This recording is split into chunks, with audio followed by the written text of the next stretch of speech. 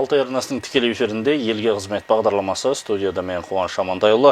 Бүгінгі бағдарламада Шығыс Қазақстан облысы бойынша мемлекеттік кірістер департаментінің қызметі төңірегінде әңгіме өрбітпекпіз. Ендеше студия қонағымен таныс болыңыздар.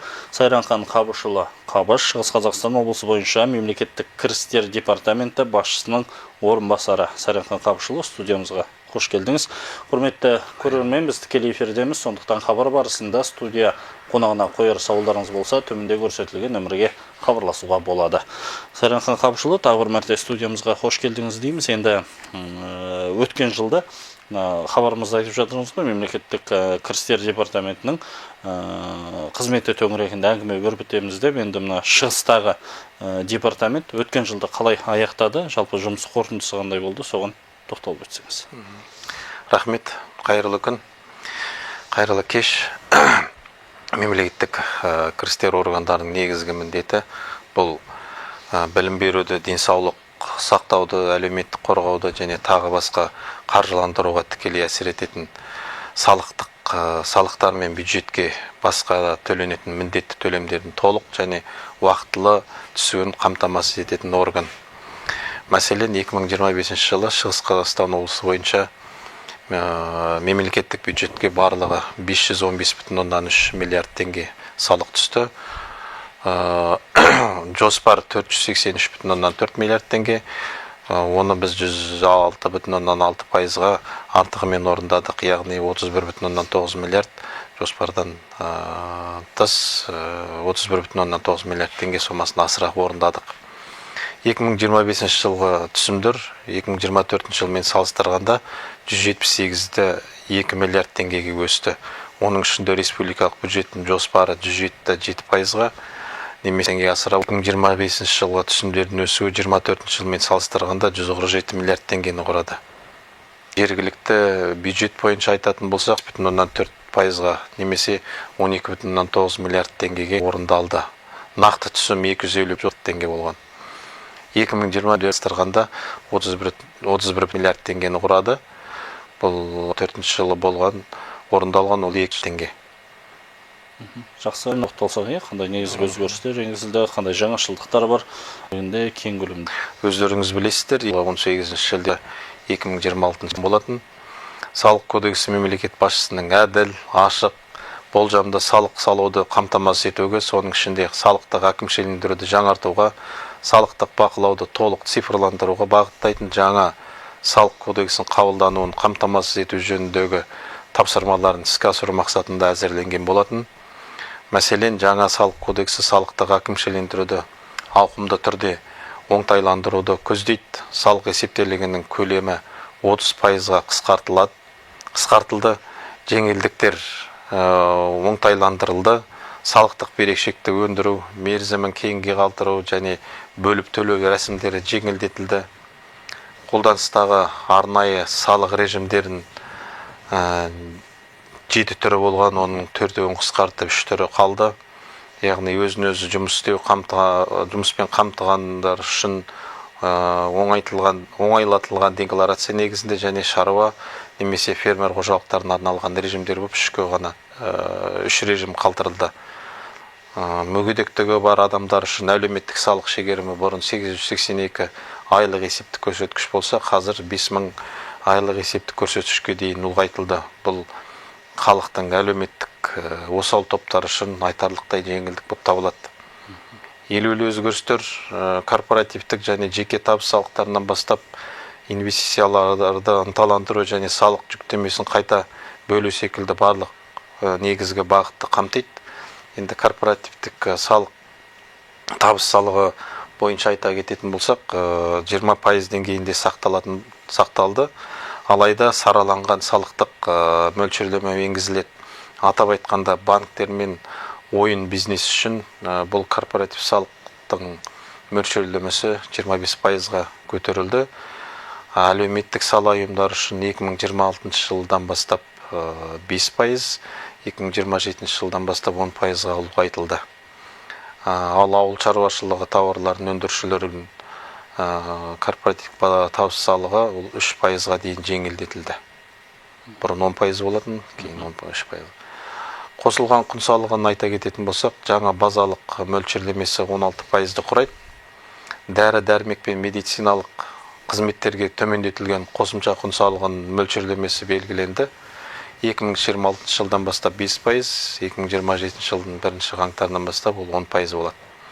Бұл ретте тегін медициналық көмектің кепілдік берілген көлемі мен міндетті әлеуметтік медициналық сақтандыру аясында қызметтер үкімет айқындайтын тізбе бойынша орфандық және әлеуметтік мәні бар ауруларды емдеу, сондай-ақ баспа түрінде кітап шығару, археологиялық жұмыс жүргізу қызметтері қосымша құн салығынан толықтай босатылды.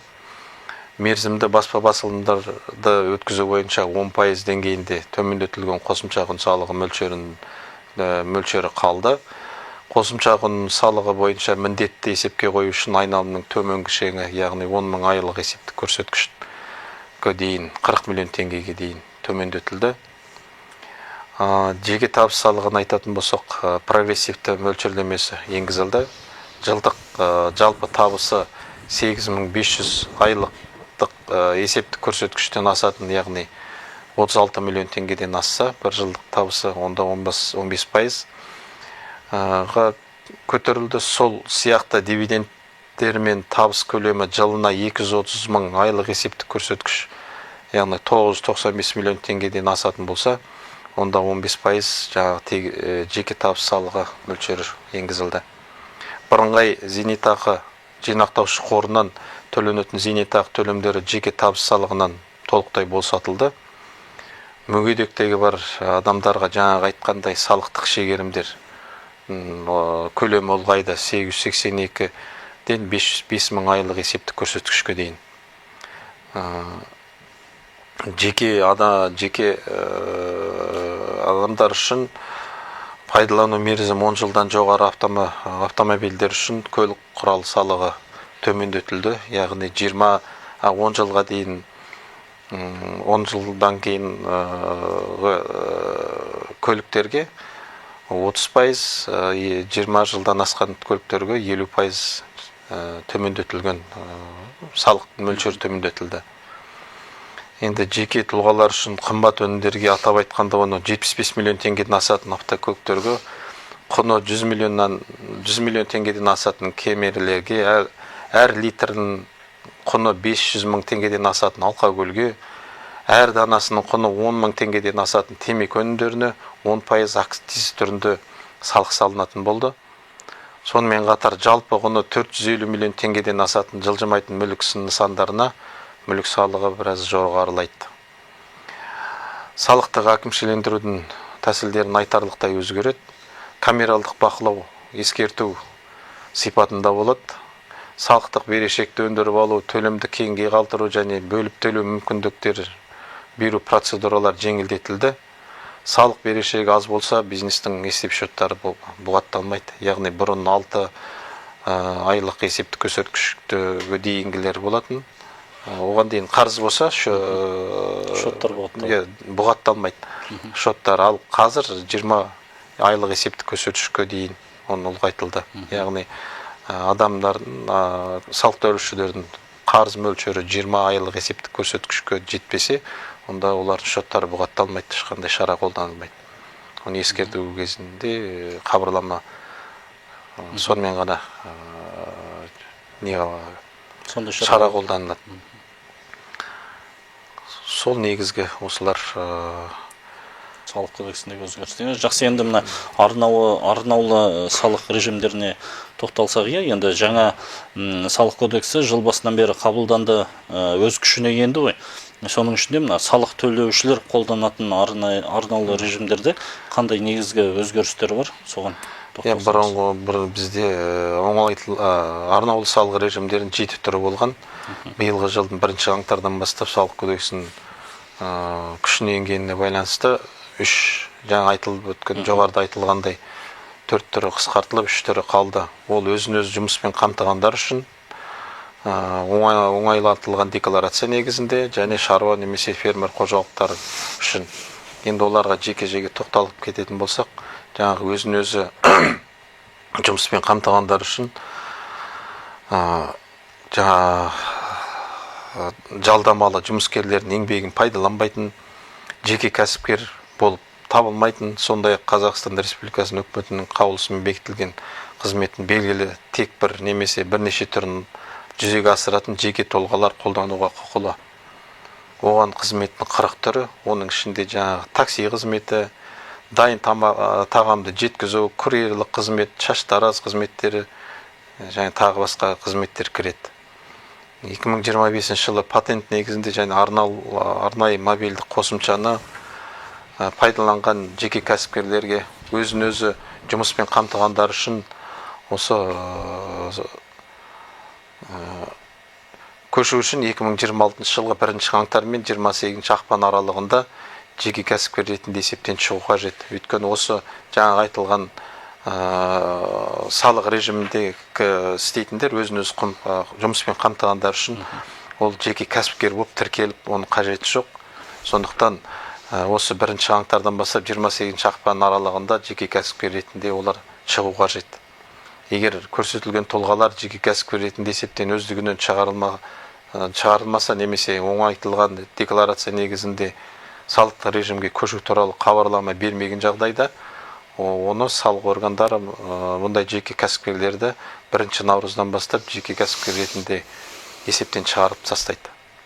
Бұл ретте есептен шығару күні 2026 жылғы 1 қаңтар болып есептеледі.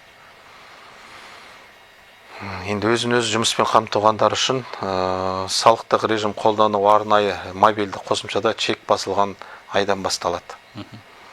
Ал енді оңайлатылған декларация негізіндегі режим туралы айтатын болсақ, бұнда арнаулы салық режиміне барлық салық төлеушілер, оның ішінде 2025 жылы оңайлатылған декларация негізінде режим қолданған, тіркелген, шегерім пайдаланатын және бөлшек салықтық арнаулы салық режимін қолданған, қолдану шарттарына сәйкес болған кезде 2026 жылғы 1 қаңтардан бастап 28 ақпанға дейін қолданылатын салық режимі туралы хабарламаны ұсынған салық төлеушілер ауысуға құқылы. Осындай арнаулы салық режимін қолдану үшін қолдану күні бұл да 2026 жылын 1 қаңтар болып табылады. Яғни барлық осы оңайтылған режимде немесе басқа осы ішіндегі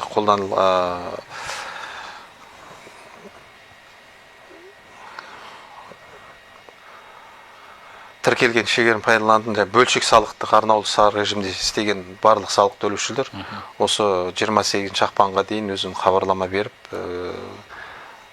салық органына табыстау керек. Сондай 2026 жылы 1 қаңтардан бастап 28 ақпанға дейінгі жалпыға бірдей белгіленген салық салу тәртібін қолдаған салық төлеушілер, оның ішінде 2025 жылдың соңында осы салық режимін қолданудың сәйкес келмеуіне байланысты осы тәртіпке көшкен салық төлеушілер салық режимін қолдану шарттарына сәйкес келген жағдайда қолданылатын салық режимі туралы хабарлама ұсынуға құқылы екенін атап өтемін. Жаңа салық режимін қолдану тоже 1 қаңтардан басталады. Үшінші шаруа немесе фермер қожалықтар үшін режимге көшуге қатысты, осы режимге көшуді салық органдары 1 наурызға дейін автоматты түрде жүзеге асырылады. Яғни шаруа немесе фермер қожалықтар үшін бұл хабарлама жіберіп, бұл міндетті емес. Хабарлама беруді талап етпейтінін айта кету керек.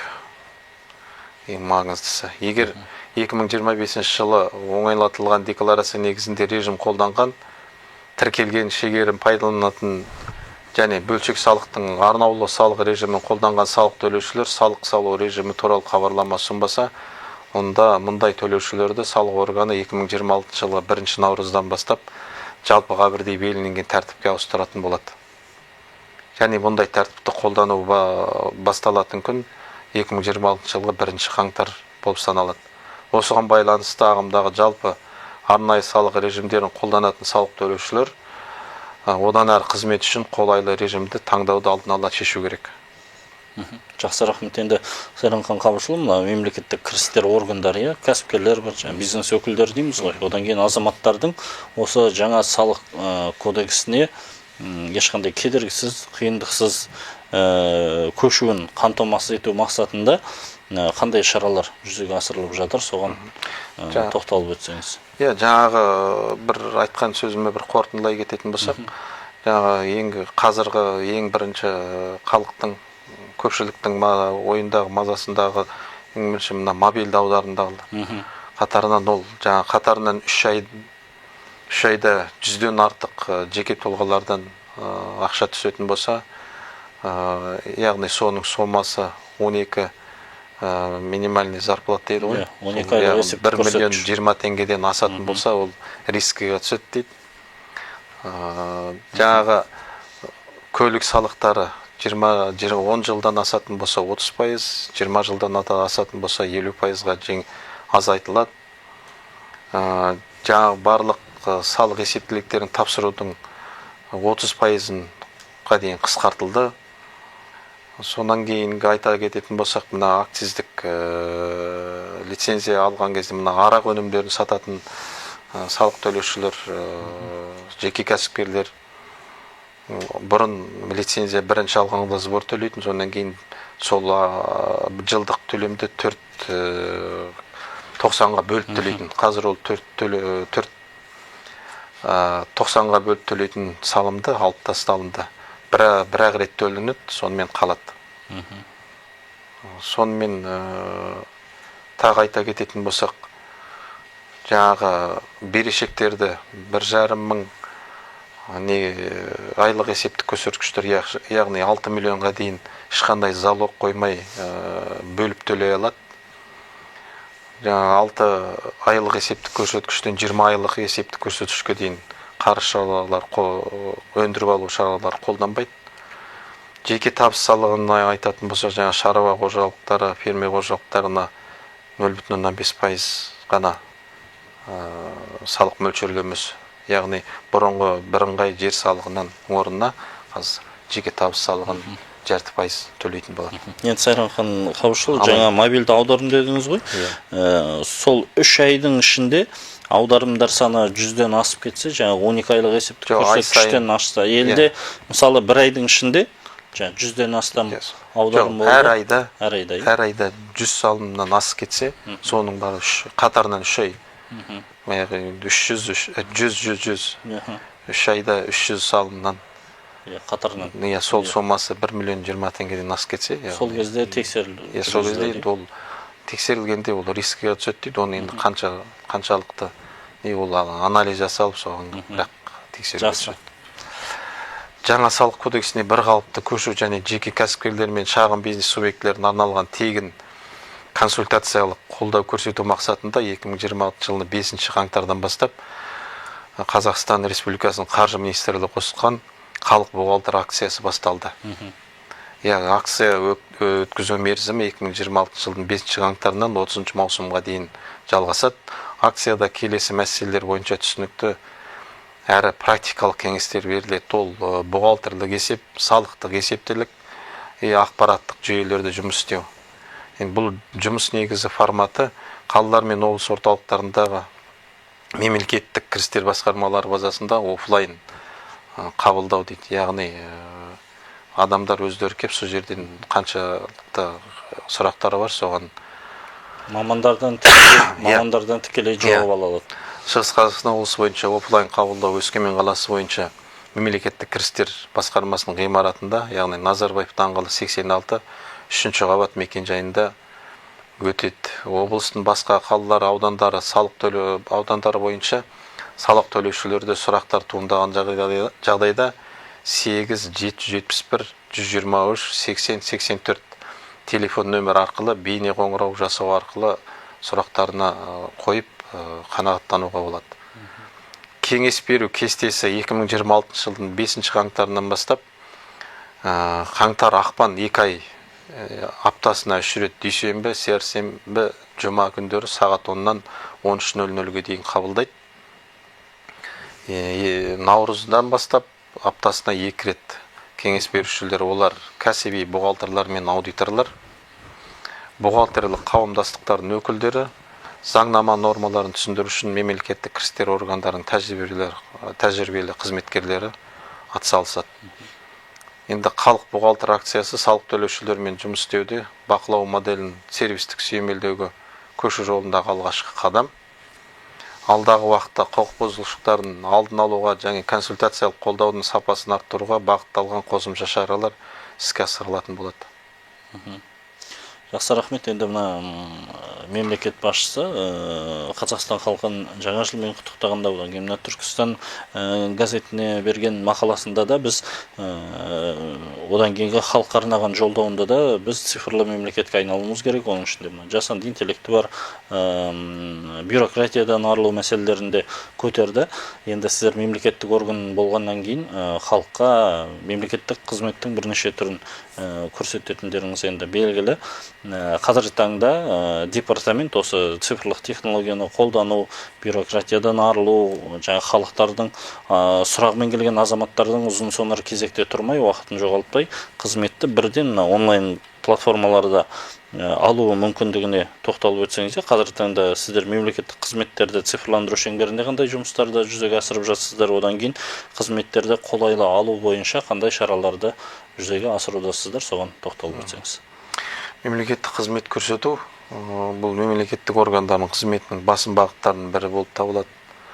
Мемлекеттік қызметтер арқылы салық төлеушілердің мемлекеттік кірістер органдарына деген сенім деңгейін қалыптастырады. Сондықтан мемлекеттік қызмет көрсетудің негізгі ерекшеліктері оларды көрсетілген қызметті алушыға бағдарлай отырып, заңнама шеңберінде көрсете білу. Қазіргі уақытта мемлекеттік кірістер органдары 41 мемлекеттік қызмет көрсетеді. Оның ішінде 24 салық және 17 кедендік бағытта. Оның осы 41 қызметтік түрін 95% немесе 39 мемлекеттік қызметтерді көрсету автоматтанды түрде немесе электронды форматта көрсетіледі. Қоғамның мемлекеттік кірістер органдарының қызметтеріне қанағаттануын арттыру және мемлекеттік қызметтерді сапалы көрсетудің қамтамасыз ету мақсатында мемлекеттік кірістер комитеті автоматтандыру, мемлекеттік қызметтерді көрсету процедураларын оңтайландыру, қажетті құжаттар тізбесін және мемлекеттік қызметтерді көрсету мерзімдерін қысқарту бойынша тұрақты негізде жұмыс жүргізіледі. Мәселен, бүгінгі күні қызметтер салық төлеушілердің таңдауы бойынша келесі ақпарат жүйелерін арқылы көрсетіледі. Ол салық төлеушілердің кабинеті, комитет порталы КГД Gov.kz, комитеттің ашық IP қызметтері eGov.kz электрондық үкімет порталында, e-лицензия KZ порталы, сонымен қатар eGov Mobile, e-салық азамат, e-салық бизнес, Каспий халық банк, банк центр кредит, Home кредит банк және тағы басқа бір қосымша мобильді қосымшалар арқылы жүзеге асырылады. Екінші деңгейлі банктар арқылы. Иә, олардың да қосымша мобильді қосымшалар бар, солар арқылы осы қызметті көруге қызмет түрін алуға болады. Иә. 2025 жылы салықтық әкімшілендірудің интеграцияланған жүйесі, яғни жаңа ақпараттық жүйені толық іске қосылды. Ол яғни бұрын 7 түрлі ақпараттық жүйені қазір бір жүйеге келтіріп, қазір сол жаңа жүйемен енгізілумен құжаттарды өңдеу уақыты, яғни оның пайдасы бұрынғыдай емес, өте тез қызмет көрсетіледі, уақыт қысқартылады, қызметкерлерге де және салық төлеушілерге де өте ыңғайлы. Соны айтуға болады, ағымдағы жылы жаңа салық кодекс шеңберінде салықтарды әкімшілендіру тәсілінің өзгеруіне және салық төлеушілердің жауапкершілігін арттыруға байланысты салық есептелігін кері қайтарып алу мемлекеттік қызмет алынып тасталды. Сондай-ақ салық есептелігін ұсынуды ұзарту жойылды. Бұл ретте биылдан бастап жаңа норма енгізілді. Оған сәйкес, егер салық төлеуші салық есептелігін ұсынбаса, мемлекеттік кірістер органдарының жүйесі оны ұсынудың белгіленген мерзімі өткеннен кейін автоматты түрде нөлдік есептілік деп қалыптастырады. яғни бұрынғыдай хабарлама жіберіп, есептелік тапсырмады деп оны жауапкершілікке тарту деген оның барлығын алып тасталынды. Бұдан басқа салық есептелігі нысандарын қысқарту бойынша тұрақты негізде жұмыстар жүргізілуде. Жалпы 2009 жылдан бастап 2025 жылға дейінгі нысандар саны 44%-ға қысқарды. Яғни 70-тен 39-ға дейін. Жаңа салық кодекс шеңберінде осы есептеліктердің саны 30%-ға қысқарды. Яғни қазіргі уақытта 39 салық есептелігінің орнына 28 нысан қалды. Енді өз кезегінде Шығыс Қазақстан облысы мемлекеттік кірістер органдары салық төлеушілерді күту және қызмет көрсету үшін қолайлы және жағдай жасау бойынша тұрақты жұмыс біз тұрақты түрде көрсетіліп жатыр. Жақсы, рахмет. Енді тағы да бір айта кететін өзекті мәселе мемлекеттік органдарда сыбайлас жемқорлық мәселесі. Осы қоғам дертіне айналған осы бір сыбайлас жемқорлықтан алдын алу, құқық бұзушылықтардың алдын алу бойынша сіздердің тараптарыңыздан қандай жұмыс жүргізіліп жатыр, соған тоқталсаңыз. Енді Қазақстан Республикасында сыбайластық жемқорлыққа құқық бұзушылықтарының алдын алу және жолын кесуге бағытталған мемлекеттік саясат жүйелі түрде іске асырылуда. Бұл жұмыстың негізгі бағыттарының бірі мемлекеттік органдарда және қоғамда сыбайлас жемқорлыққа қарсы мәдениетті қалыптастыру және алдын алу. Сыбайлас жемқорлыққа қарсы іс-қимыл туралы Қазақстан Республикасының заңына сәйкес мемлекеттік органдар сыбайластық жемқорлық көріністеріне жол бермеу, құқықтық сауаттылықты арттыру, ашықтық пен есептілік қағидаттарын нығайту мақсатында түсіндіру, профилактикалық және ақпараттық жұмыстар тұрақты түрде жүргізілуде. Алдын алу шараларын ерекше көңіл бөлінеді.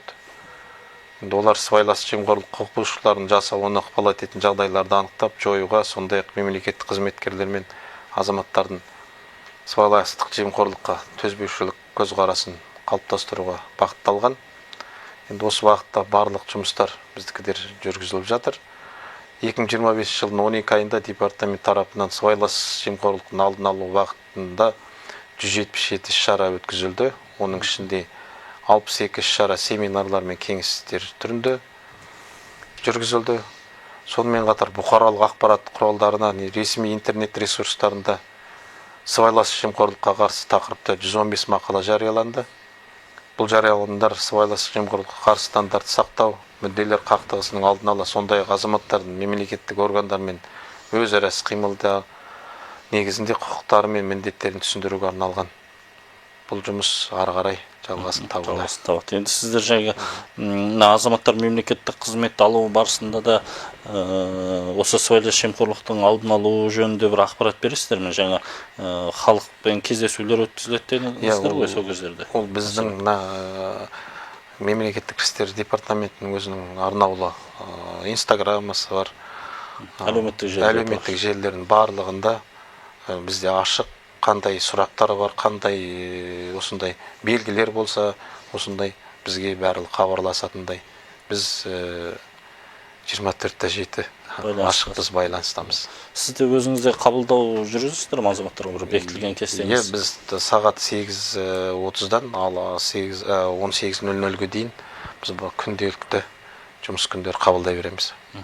Яғни департамент басшысы, оның орынбасарлары, барлық қызметкерлер, егер де тұрғындар қандай да бір сауалмен келсе, өздерін толғандырған, сіздер бекітілген уақытта емес, кез келген уақытта толғандырған сұрақтарына толыққанды жауап беруге дайынсыздар ғой. Өйткені енді салық кодексі жыл басында ғана қабылданды, енді азаматтардың сауалы өте көп деген ойдамыз. Сондықтан сіздерге келіп, өздерін толғандырған кез келген мәселеге толыққанды жауап алуға мүмкіндік бар. Енді Сайранхан Қабышұлы бүгін біздің студиямызға келіп, жаңа салық кодексінде қабылданған өзгерістері, сондай-ақ салық кодексінде негізгі қандай өзгерістер енгені туралы толыққанды ақпарат бергеніңізге алғыс білдіреміз. Құрметті көрермен, бүгінгі бағдарлама бағдарламада аймақтағы мемлекеттік кірістер департаментінің қызметі төңірегінде әңгіме өрбіттік. Студия қонағы Сайранхан Қабышұлы. Қабыш мырза Шығыс Қазақстан облысы бойынша мемлекеттік кірістер департаменті басшысының орынбасары болатын. Ал біз сіздерге келесі жүздескенше аман